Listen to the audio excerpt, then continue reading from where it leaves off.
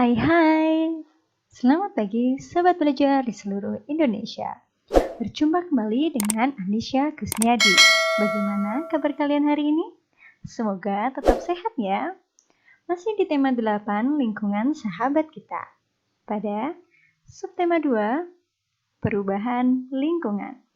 Pembelajaran ke-1 dengan muatan IPA KD 3.8 dan 4.8 dan muatan Bahasa Indonesia KD 3.8 dan 4.8. Mari kita mulai belajar untuk hari ini.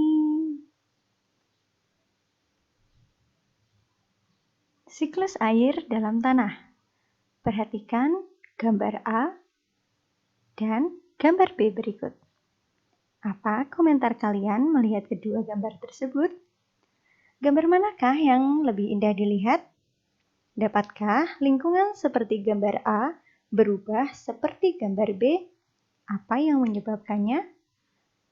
Dan dapatkah lingkungan seperti gambar B berubah seperti gambar A? Bagaimana caranya? Ya, perubahan lingkungan terjadi karena faktor alam dan kegiatan manusia. Ada perubahan yang menguntungkan, tetapi ada pula perubahan yang merugikan. Untuk mengetahui informasi lebih lanjut seperti ini, kita bisa menemukan informasi penting tersebut dengan membaca teks non-fiksi. Cara untuk mengidentifikasi urutan peristiwa dalam teks non-fiksi dilakukan dengan cara sebagai berikut. Yang pertama, baca teks dengan saksama dari awal hingga akhir teks. Temukan kalimat utama dengan gagasan pokok pada setiap paragraf. Dan yang ketiga, tandai kata atau kalimat sebagai kata kunci. Mengidentifikasi peristiwa penting dapat juga dengan menjawab pertanyaan yang terkait dengan teks. Kata tanya apa untuk menanyakan keadaan, perilaku, atau penjelasan isi teks. Di mana menanyakan tempat suatu peristiwa berlangsung. Kapan menanyakan waktu terjadinya suatu peristiwa dalam teks. Siapa menanyakan pelaku terkait peristiwa dalam teks. Mengapa? Menanyakan alasan suatu peristiwa terjadi dalam teks. Bagaimana? Menanyakan proses sebuah peristiwa berlangsung serta keadaan suatu hal dalam teks.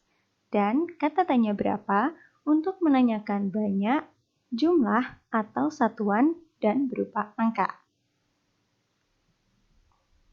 Terkait dengan perubahan lingkungan, bagaimana proses terbentuknya air tanah? Air yang turun ke tanah ada yang masuk dan bergerak ke dalam tanah melalui celah-celah dan pori-pori tanah serta batuan. Air yang masuk ke dalam tanah kemudian menjadi air cadangan atau sumber air. Untuk lebih lanjutnya, simaklah video berikut ini. Dipersembahkan oleh ESDM Jawa Barat, Air Tanah, Amfibi Studio. Air. Air merupakan kebutuhan pokok yang sangat penting bagi kehidupan kita sehari-hari, baik untuk kebutuhan rumah tangga maupun untuk industri. Dalam usaha kita untuk mencari sumber air yang bisa diandalkan, air tanah muncul sebagai primadona. Kemudahannya untuk didapatkan, biaya yang relatif rendah, serta kualitas yang umumnya lebih baik dibandingkan dengan sumber air permukaan, membuat air tanah menjadi pilihan utama kita dalam memenuhi kebutuhan air. Ternyata, di balik semua kemudahan dan keunggulan yang dimiliki oleh air tanah, terdapat hal-hal yang harus kita perhatikan. Salah satunya adalah, air tanah seharusnya menjadi pilihan terakhir dalam memenuhi kebutuhan air kita. Selain itu, pemanfaatan air tanah memberikan kita tanggung jawab besar. Apakah tanggung jawab tersebut? Untuk bisa menjawab pertanyaan ini, kita dapat memulainya dari mempelajari siklus air. Selayaknya jenis air lain, air tanah adalah bagian dari sebuah siklus besar yang terjadi di dunia ini. Siklus dimulai ketika air di laut dan sumber lain dipanaskan oleh matahari, sehingga menguap dan membentuk awan. Awan tertiup menuju daratan dan menurunkan air hujan. Air ini kemudian sampai di permukaan dan menjadi beragam jenis air. Sebagian mengalir menuju laut dan badan air lain. Sedangkan sebagian lagi masuk ke tanah melalui celah dan pori pada tanah dan batuan di titik resapan. Air yang meresap ini kemudian bergerak mengisi akuifer-akuifer pada cekungan air tanah. Proses bergeraknya air dari zona resapan menuju zona lepasan pada cekungan air tanah memakan waktu yang sangat lama. Kondisi air tanah juga berkaitan erat dengan kondisi lingkungan di sekitarnya. Sebagai contoh, air tanah yang diambil berlebihan dapat menyebabkan penurunan permukaan tanah yang dapat merusak bangunan di atasnya. Sementara zona resapan yang rusak menyebabkan air hujan yang seharusnya meresap menjadi air tanah berubah menjadi banjir yang merugikan kita semua. Melihat besarnya minat penggunaan air tanah, lamanya air tanah diperbaharui, dan keterikatannya dengan kondisi lingkungan sudah menjadi tanggung jawab kita semua untuk melestarikannya, demi memastikan sumber daya ini dapat terus dimanfaatkan kini dan nanti. Caranya adalah melalui proses pengaturan penggunaan dan proses konservasi. Untuk pengaturan penggunaan, pemerintah telah mengeluarkan aturan-aturan yang mengatur pemanfaatan air tanah.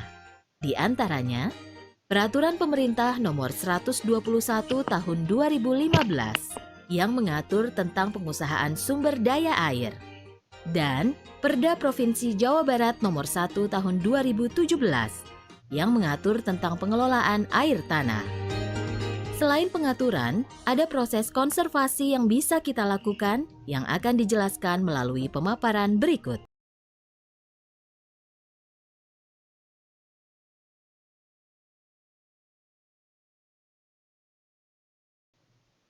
Proses masuknya air ke dalam pori-pori tanah dinamakan infiltrasi. Faktor-faktor yang mempengaruhi air tanah adalah sebagai berikut. 1. Curah hujan. Semakin banyak curah hujan yang turun, semakin banyak pula cadangan air tanah yang tersimpan. 2. Material batuan. Air menyerap ke dalam batuan melalui celah batuan. Lapisan tanah yang mengandung banyak batuan akan menyimpan air, sehingga air bertahan lebih lama di dalam tanah. 3. Lereng pegunungan. Air tanah akan mudah disimpan di lingkungan yang datar atau tingkat kemiringan yang rendah. Jika air diserap di lahan yang sangat miring, air tersebut akan tetap mengalir sehingga air yang tersimpan hanya sedikit.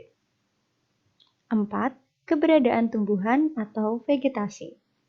Tumbuhan berperan dalam menggemburkan tanah sehingga air hujan dapat terserap dan disimpan dengan baik di dalam tanah.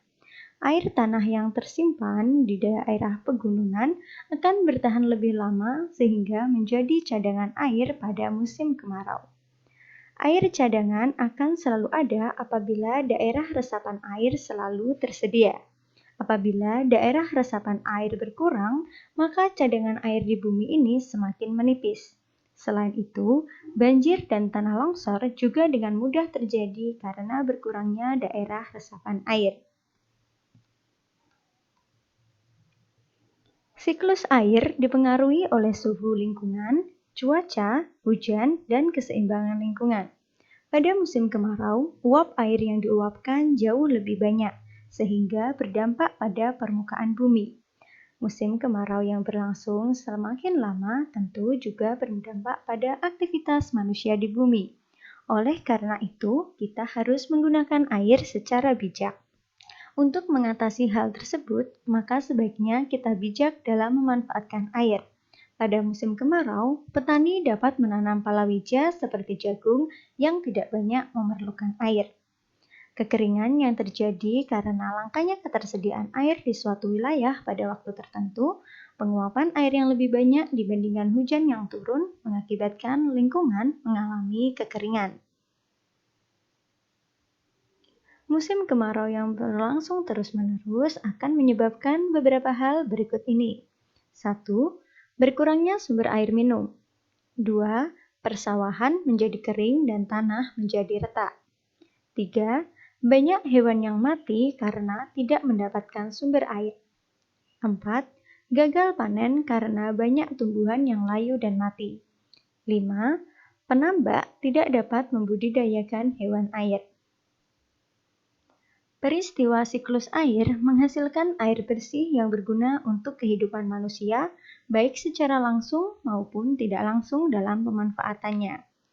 Pada saat proses penguapan atau evaporasi, kotoran pada air tidak ikut menguap.